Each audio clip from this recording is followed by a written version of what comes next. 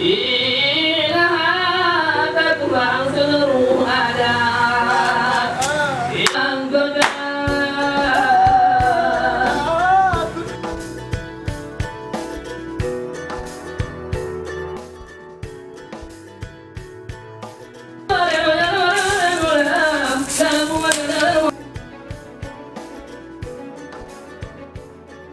Yang lagi lupa katanya bersyukur pada Allah pokoknya walaupun dalam keadaan COVID-19 nya katanya berbudaya kembali untuk memperjuangkan Aceh Barat ke depan supaya baik lebih baik ini.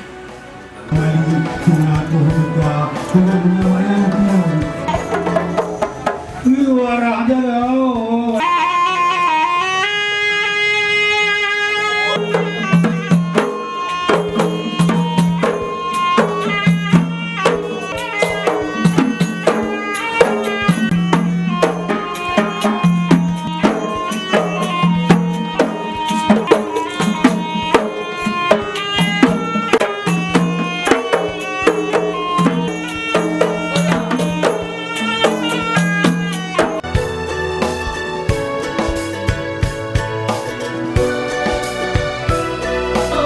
Doa anik bayahna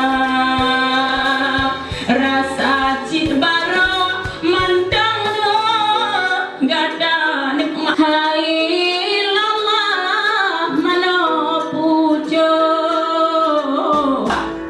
Bogo bahagia keluarga. Terima kasih kami sampai